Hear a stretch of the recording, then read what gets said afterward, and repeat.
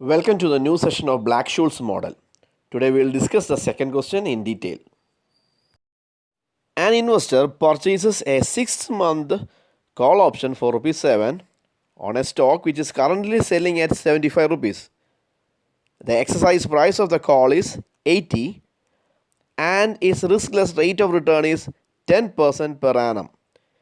The variance of the annual returns on the underlying stock is 16%.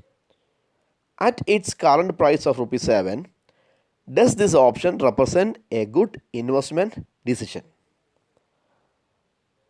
ഈ question execute ചെയ്യുന്നത് Black ഷൂസ് model വെച്ചാണ്. ഓർമ്മയിലിരിക്കണം, കോൾ ഓപ്ഷൻ എപ്പോഴും പ്രൈസ് ഇൻക്രീസ് ആകുവാണെങ്കിൽ മാത്രം എക്സിക്യൂട്ട് ചെയ്യുന്നു. ഇവിടെ ചെയ്യേണ്ട കാര്യം theoretical value based on Black ഷൂസ് മോഡൽ കണ്ടുപിടിക്കണം കോൾ ഓപ്ഷൻ്റെ. അതും തന്നിരിക്കുന്ന കറണ്ട് പ്രൈസുമായിട്ട് കമ്പയർ ചെയ്യുന്നു. കറണ്ട് പ്രൈസിനെക്കാട്ടും തിയറിറ്റിക്കൽ വാല്യൂ കൂടുതലാണെങ്കിൽ we can go ahead with the investment decision. അതായത് നല്ലൊരു ഇൻവെസ്റ്റ്മെൻറ്റ് ഡിസിഷൻ ആണോ എന്നത് നമ്മൾ കണ്ടുപിടിക്കുന്നത് ബ്ലാക്ക് ഷൂസ് മോഡലിൻ്റെ വാല്യൂ വെച്ചായിരിക്കും. തിയററ്റിക്കൽ വാല്യൂ പ്രസൻറ്റ് വാല്യൂവിനെ അല്ലെങ്കിൽ കറണ്ട് വാല്യൂവിനെക്കാട്ടിൽ കൂടുതലാണെങ്കിൽ നമുക്കത് കണ്ടിന്യൂ ചെയ്യാം, നല്ല ഇൻവെസ്റ്റ്മെൻറ്റ് ഡിസിഷനായിട്ട് മുമ്പോട്ട് പോകാമെന്നാണ് എൻ്റെ അർത്ഥം. അപ്പം നേരെ നമുക്ക് പ്രോബ്ലത്തിലേക്ക് കടക്കാം. അത് എക്സിക്യൂട്ട് ചെയ്യുന്നത് സ്റ്റെപ്പ് 1 മുതൽ സ്റ്റെപ്പ് 6 വരെ ഞാൻ ഡിവൈഡ് ചെയ്തിട്ടുണ്ട്. ഓരോ സ്റ്റെപ്പിലും കിട്ടുന്ന ആൻസർ ശ്രദ്ധിക്കുക, ഫൈനൽ പ്രൈസ് കിട്ടുക, കമ്പയർ ചെയ്യുക. സ്റ്റെപ്പ് 1 തന്നിരിക്കുന്ന നൊട്ടേഷൻസ് എല്ലാം എടുത്ത് എഴുതുന്നു. ഇവിടെ തന്നിരിക്കുന്നത് current price 75,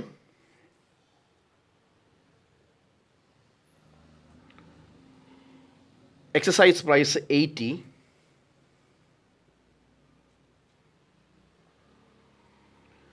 risk free return 10%.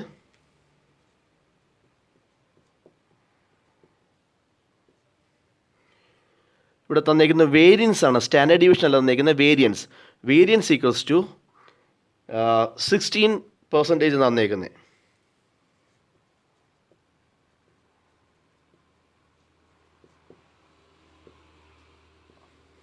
അതായത് 0.16. അങ്ങനെയാണെങ്കിൽ വേരിയൻസ് 16.16 ആണെങ്കിൽ സ്റ്റാൻഡേർഡ് ഡിവിഷൻ പറഞ്ഞത് റൂട്ട് ഓഫ് വേരിയൻസ് ആണ്.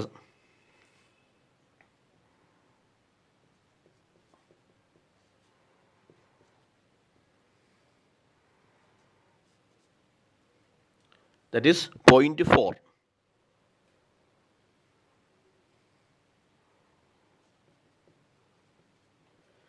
പിന്നെ ടൈം തന്നിരിക്കുന്നത് 6 months ആണ്.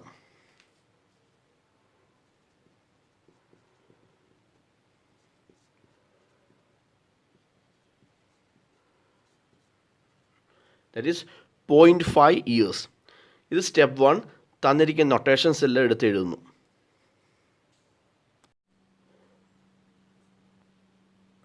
Step number 2 LN into SO/E ആണ് കാണേണ്ടത്.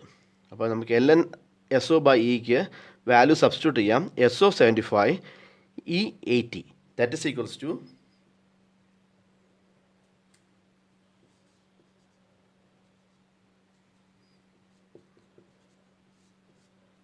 LN ഈക്വൽസ് ടു 0.9375 ആണ്. അത് നമ്മൾ LN ഫാക്ടറാണ്, നമ്മളതിൻ്റെ വാല്യൂ കണ്ടുപിടിക്കണം. നോർമൽ കാൽക്കുലേറ്റർ നമ്മൾ എഴുതുന്നു 0.9375 റൂട്ട് 12 ടൈംസ് -1 ഇൻറ്റു 4096. ആ കിട്ടുന്നതാണ് അതിൻ്റെ വാല്യൂ.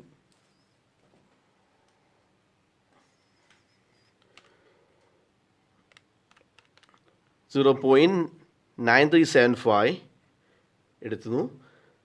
1 2 3 4 5 6 7 8 9 10 11 12 ടൈംസ് റൂട്ട് ചെയ്യുന്നു. -1 ഇൻറ്റു 4096. അതിൻ്റെ വാല്യൂ പറയുന്നത് -0.064541. അപ്പോൾ അതിൻ്റെ വാല്യൂ പറയുന്നത് 0.064541 ആണ്. തേർഡ് സ്റ്റെപ്പ് പറയുന്നത് ഫൈൻഡ് D1 ആൻഡ് D2. അപ്പോൾ നമ്മൾ D1ൻ്റെ ഫോർമുല എഴുതുന്നു. D1 equals to LN SO/E plus R standard division square divide by 2 into T whole divide by standard division root T. ഇനി അതിൻ്റെ വാല്യൂ സബ്സ്റ്റിറ്റ്യൂട്ട് ചെയ്യുന്നു.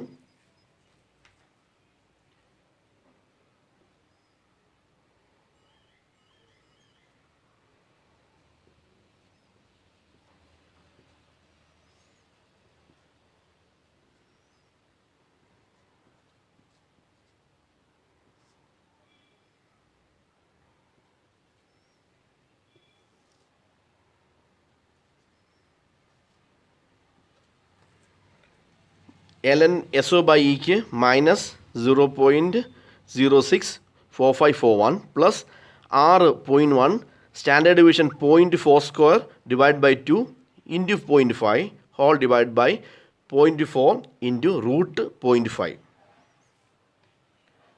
അതിൻ്റെ വാല്യൂ ആണ്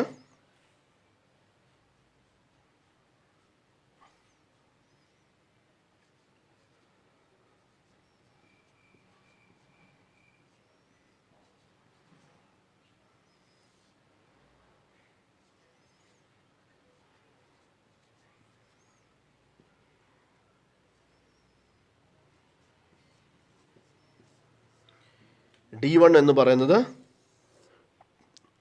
0.09001 ആണ്. നെക്സ്റ്റ് D2 കണ്ടുപിടിക്കണം. D2 കണ്ടുപിടിക്കുന്ന formula D1 minus standard division root T. അതിൻ്റെ value substitute ചെയ്യുന്നു.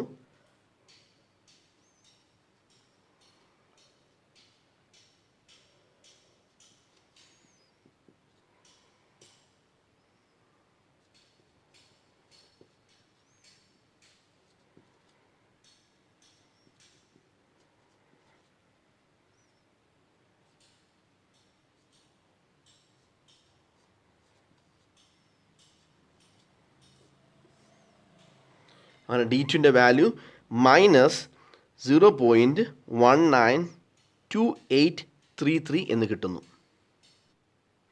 സ്റ്റെപ്പ് 4ൽ find ND1. ND1 normal distribution ടേബിളിൽ നിന്നാണ് നമ്മൾ കണ്ടുപിടിക്കേണ്ടത്. പ്രോബബിലിറ്റി D1ൻ്റെ പ്രോബബിലിറ്റി കണ്ടുപിടിക്കണം. D1 തന്നിട്ടുണ്ട് 0.09001. അങ്ങനെയാണെങ്കിൽ ND1 നമ്മൾ കണ്ടുപിടിക്കണം. അപ്പോൾ അത് നമ്മുടെ ഇസഡ് ടേബിൾ എടുക്കണം. അപ്പോൾ നമ്മൾ ഇതിനെ ഒന്ന് നമ്മുടെ സൗകര്യാർത്ഥത്തിന് വേണ്ടി നമ്മളൊന്ന് സ്പ്ലിറ്റ് ചെയ്യുന്നു. ദറ്റ് ഈസ് 0.09ഉം 0.00001 അങ്ങനെയായിരുന്നു 0.09001 കിട്ടിയത്. അപ്പോൾ ഇത് നമ്മുടെ ഡെസിമലിൽ 0.09 കഴിഞ്ഞിട്ട് നമുക്ക് വാല്യൂ അതിനകത്ത് കിട്ടത്തില്ല. അതുകൊണ്ടാണ് നമ്മൾ ആദ്യം അതിനെ സ്പ്ലിറ്റ് ചെയ്തിട്ട് അതിൻ്റെ കറക്റ്റ് വാല്യൂ എടുത്ത് എഴുതുന്നു. പിന്നെ ബാക്കിയുള്ളതിൻ്റെ വാല്യൂ ഇൻ്റർപോളേറ്റ് ചെയ്തിട്ട് നെക്സ്റ്റ് വാല്യൂന്ന് നമ്മൾ കണ്ടുപിടിച്ചിരുന്നു. അപ്പോൾ D1 0.09001 ആണെങ്കിൽ നമ്മൾ ആദ്യമേ 0.9ൻ്റെ വാല്യൂ കണ്ടുപിടിക്കുന്നു. 0.09ൻ്റെ വാല്യൂ സി ടേബിൾ എടുക്കുന്നു. ഇസഡ് ടേബിൾ എടുത്തിട്ട് 0.9 പറഞ്ഞാൽ 0.09 പറയുന്നത് 0.5359 ആണ്.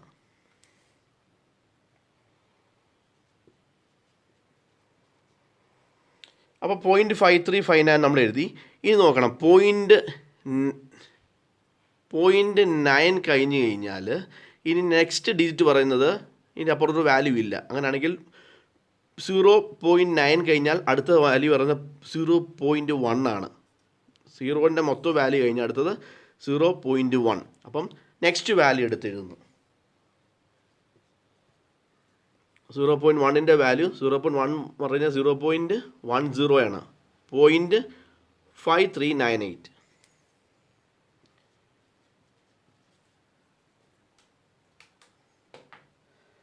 നെക്സ്റ്റ് സ്റ്റെപ്പ് പറയുന്നത് ഇതിൻ്റെ ഡിഫറൻസ് കാണുന്നു.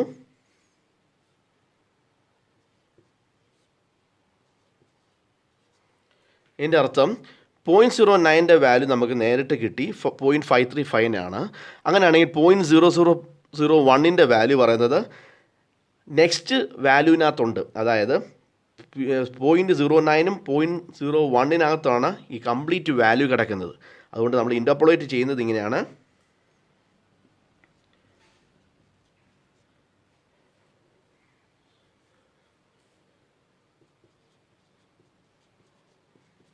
0.5359 പ്ലസ്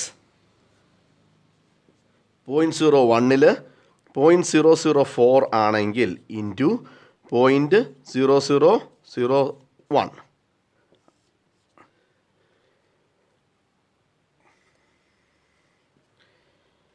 അപ്പോൾ നമ്മൾ വാല്യൂ കണ്ടുപിടിക്കാൻ പോവാണ്. 0.004 ഡിവൈഡ് ബൈ 0.01 ഇൻറ്റു 0.001 പ്ലസ് 5359. അങ്ങനെ നമ്മൾ നോക്കുമ്പോൾ നമുക്ക് വാല്യൂ കിട്ടുന്നത് 0.5359. അപ്പോൾ ND1 പറയുന്നത് 0.5359 ആണ്. സ്റ്റെപ്പ് 5 ആണ്. Step 5 find ND2. അപ്പോൾ നമ്മൾ D2ൻ്റെ വാല്യൂ എഴുതുന്നത് -0.192833. അങ്ങനെയാണെങ്കിൽ നമുക്ക് എപ്പോഴും മനസ്സിലാക്കണം, നമ്മുടെ നോർമൽ ഡിസ്ട്രിബ്യൂഷൻ ടേബിളിൻ്റെ അകത്തെ മൊത്തത്തിൻ്റെ വാല്യൂ പറയുന്നത് =1. അപ്പം ഒരിക്കലും -1ൻ്റെ വാല്യൂ നമുക്ക് എടുക്കാനൊക്കത്തില്ല. അതുകൊണ്ട് നമ്മൾ എന്ത് എടുക്കുന്നു, 1ൽ നിന്ന് ഈ വാല്യൂ കുറച്ച് കഴിഞ്ഞാൽ അതിൻ്റെ ബാക്കിയുള്ളതാണ് അതിൻ്റെ വാല്യൂ നമുക്ക് മനസ്സിലാക്കാം. എപ്പോഴും ND2 അല്ലെങ്കിൽ N ഒരിക്കലും മൈനസ് ഫിഗർ ആകാൻ പറ്റുകയില്ല. അപ്പോൾ മൈനസ് ഫിഗറിൻ്റെ വാല്യൂ നമുക്ക് കിട്ടാത്തതുകൊണ്ടാണത്. അങ്ങനെ മൈനസ് ഫിഗറിൻ്റെ വാല്യൂ കിട്ടാത്തതുകൊണ്ട് നമുക്ക് ചെയ്യേണ്ട ഒരു കാര്യം, ടോട്ടൽ പ്രോബിലിറ്റി എടുക്കുന്നു. ഈ സ്ക്യൂനെസ്സിൻ്റെ പ്രോബിലിറ്റി പറയുന്നത് 1 ആണ്. ആ 1ൽ നിന്ന് ഇത് കുറച്ച് കഴിഞ്ഞാൽ പ്ലസ് നമ്പറിൻ്റെ വാല്യൂ നമുക്ക് കിട്ടും. അപ്പോൾ എപ്പോഴും ഓർക്കണം, ND2 ഇങ്ങനൊരു ക്വസ്റ്റ്യനിൽ D2 മൈനസായിട്ട് വന്നു കഴിഞ്ഞാൽ ND2 കാണണമെങ്കിൽ 1 മൈനസ് ND2 അങ്ങനെ ഉണ്ടായിരിക്കണം. ദാറ്റ് ഈസ് ഈക്വൽസ് ടു, നമുക്ക് നേരെ വാല്യൂ പ്ലോട്ട് ചെയ്യാം. ഇതിനെ നമ്മൾ സ്പ്ലിറ്റ് ചെയ്യാൻ പോകുന്ന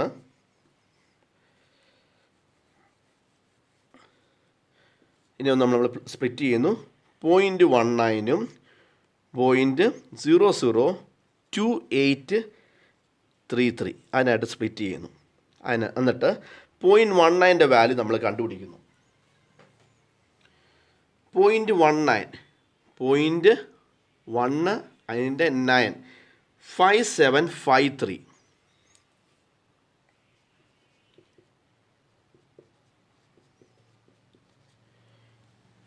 0.19 കഴിഞ്ഞാൽ അടുത്ത വാല്യൂ പറയുന്നത് 0.2 ആണ്.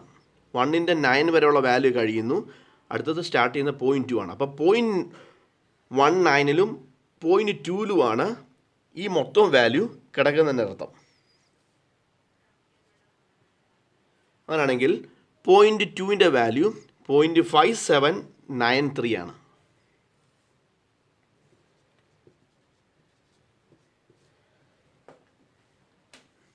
നമ്മളതിൻ്റെ ഡിഫറൻസ് കാണുന്നു.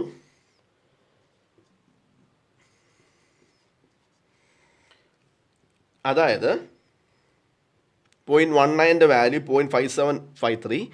ഇനി 0.002833ൻ്റെ വാല്യൂ പറയുന്നത് ഈ വാല്യൂവിനകത്ത് അടങ്ങിയിരിക്കുന്നു. അപ്പോൾ നമ്മളത് ഇൻറ്റർപോളേറ്റ് ചെയ്ത് കണ്ടുപിടിക്കാൻ പോകണം. ദാറ്റ് ഈസ് ഈക്വൽസ് ടു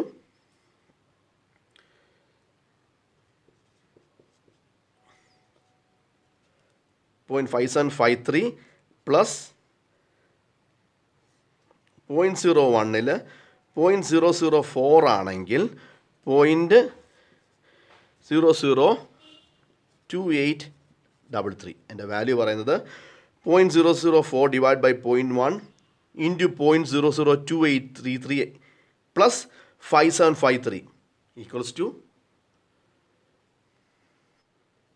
അപ്പം D2ൻ്റെ വാല്യൂ മൈനസ് ആയതുകൊണ്ട് നമ്മളത് 0.192833യുടെ വാല്യൂ 833യുടെ വാല്യൂ നമ്മൾ കിട്ടുന്നു. That is equal to 0.5753 plus 0.004 divide by 0.01 into 0.002833. അതിൻ്റെ വാല്യൂ പറയുന്നത് 5764322. ഇത് D2 -1 വന്നുകൊണ്ട് ഇതിൻ്റെ വാല്യൂവിനെ നമ്മൾ എന്ത് ചെയ്യണം, 1ൽ നിന്ന് മൈനസ് ചെയ്യാതിരിക്കണം എപ്പോഴും.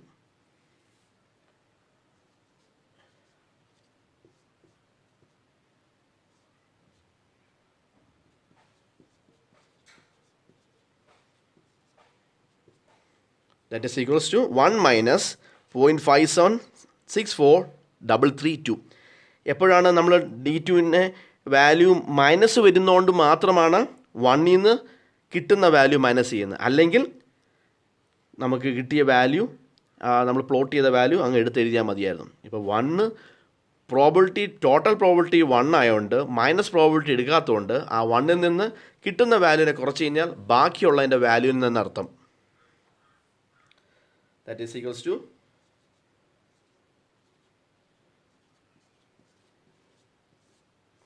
ദാറ്റ് ഈസ് 0.4235688 ആണ് ND2. പ്രത്യേകം ശ്രദ്ധിക്കണം, n ഒരിക്കലും മൈനസ് ഫിഗർ ആകാൻ പാടില്ല.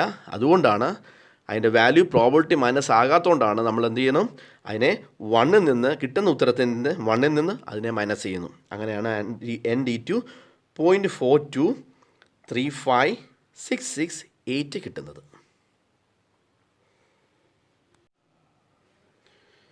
e⁻0.05 ആണ് അതിൻ്റെ വാല്യൂ പറയുന്നത്. കാൽക്കുലേറ്ററിൽ 0.05 ടൈപ്പ് ചെയ്യുന്നു, അതിനെ 4096 ഡിവൈഡ് ചെയ്യുന്നു, കിട്ടുന്നതിൻ്റെ കൂടെ +1 ആഡ് ചെയ്യുന്നു, പിന്നീട് ഇൻറ്റു ഈക്വൽസ് 12 പ്രാവശ്യം ചെയ്ത് കഴിഞ്ഞാൽ ഇതിൻ്റെ e⁻0.05 അതിൻ്റെ വാല്യൂ കിട്ടുന്നതാണ്. നമ്മൾ കാൽക്കുലേറ്റർ എടുക്കുന്നു, 0.05യുടെ പവർ നമ്മൾ e⁻0.05 പവർ കാണാൻ പോവുക. ഡിവൈഡ് ബൈ 4096 +1, എന്നിട്ട് ഇൻറ്റു ഈക്വൽസ് 12 ടൈംസ് ചെയ്യണം. 1 2 3 4 5 6 7 8 9 10 11 12. അതിൻ്റെ വാല്യൂ പറയുന്നത് 1.051269229. അപ്പം e⁻0.05ൻ്റെ വാല്യൂ 1.051269229. ഇത് നമ്മൾ സയൻറ്റിഫിക് കാൽക്കുലേറ്ററിൽ e⁻0.05 ടൈപ്പ് ചെയ്ത് നോക്കിക്കഴിഞ്ഞാൽ ഈ വാല്യൂ തന്നെ കിട്ടും. ഇനി ഈ വാല്യൂ എടുത്ത് സബ്സ്റ്റിറ്റ്യൂട്ട് ചെയ്യുന്നു. നമ്മളതിൻ്റെ വാല്യൂ പ്ലോട്ട് ചെയ്യുന്നു. 40.1925 മൈനസ് 80 ഡിവൈഡ് ബൈ e⁻RT, അതാണ് 1.051269229 ഇൻറ്റു ND2 0.4235668. ഇതിൻ്റെ വാല്യൂ നമ്മൾ എടുക്കുന്നു. ദാറ്റ് ഈസ് ഈക്വൽസ് ടു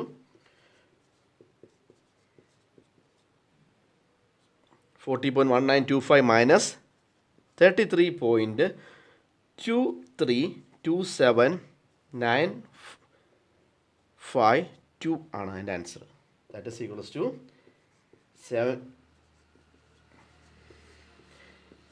7.959 ആണ് ഇതിൻ്റെ ആൻസറായിട്ട് കിട്ടുന്നത്. അപ്പം ക്വസ്റ്റ്യൻ തീർന്നിട്ടില്ല. ക്വസ്റ്റ്യൻ ചോദിച്ചതാണ്,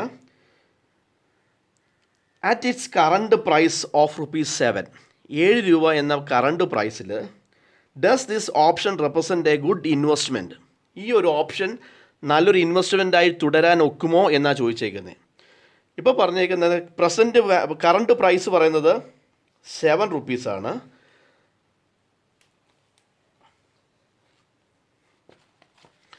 കറണ്ട് പ്രൈസ് 7 റുപ്പീസാണ്. ആ കറണ്ട് പ്രൈസിനെക്കാട്ടിൽ കൂടുതലാണ് ഇപ്പോൾ നമ്മൾക്ക് കിട്ടിയ തിയറിറ്റിക്കൽ വാല്യൂ. അപ്പോൾ നമ്മൾ എക്സസൈസ് ചെയ്യുന്നത് കോൾ ഓപ്ഷൻ ആയതുകൊണ്ട് എപ്പോഴും കോൾ ഓപ്ഷൻ എക്സസൈസ് ചെയ്യുന്നത് പ്രൈസ് ഇൻക്രീസ് ആകുമ്പോൾ മാത്രമാണ് കോൾ ഓപ്ഷൻ എക്സസൈസ് ചെയ്യുന്നത്. അതായത് കറണ്ട് പ്രൈസ് 7 ഉള്ളപ്പോൾ 7.959 നമ്മുടെ തിയറിറ്റിക്കൽ പ്രൈസ് വന്നിട്ടുണ്ടെങ്കിൽ കോൾ ഓപ്ഷൻ ഇത് എക്സിക്യൂട്ട് ചെയ്യാം. ഇത് നല്ലൊരു ഇൻവെസ്റ്റ്മെൻ്റ് ആണ്. കാരണം കോൾ ഓപ്ഷൻ എപ്പോഴും ചെയ്യുന്നത് പ്രൈസ് ഇൻക്രീസിൻ്റെ ബെനിഫിറ്റ് എടുക്കാൻ വേണ്ടിയാണ് കോൾ ഓപ്ഷൻ ചെയ്യുന്നത്. നേരെ മറിച്ച് പുട്ട് ഓപ്ഷൻ ആണെങ്കിൽ പ്രൈസ് ഡിക്രീസിൻ്റെ ബെനിഫിറ്റ് എടുക്കാൻ വേണ്ടിയായിരിക്കും. അപ്പോൾ ഇത് കോൾ ഓപ്ഷൻ എക്സിക്യൂട്ട് ചെയ്യണോ വേണ്ടിയോ എന്നുള്ള ഇതിൻ്റെ ഉത്തരം തന്നിരിക്കുന്ന കറണ്ട് പ്രൈസ് തിയറിറ്റിക്കൽ വാല്യൂവിനെക്കാട്ടിൽ കുറവാണ്, അല്ലെങ്കിൽ തിയറിറ്റിക്കൽ വാല്യൂ കൂടിയോണ്ട് നമ്മൾക്ക് ഈ ഓപ്ഷൻ എക്സിക്യൂട്ട് ചെയ്യാം. ഇതൊരു നല്ലൊരു ഇൻവെസ്റ്റ്മെൻ്റ് ആയിട്ട് കൊണ്ടുപോകാം.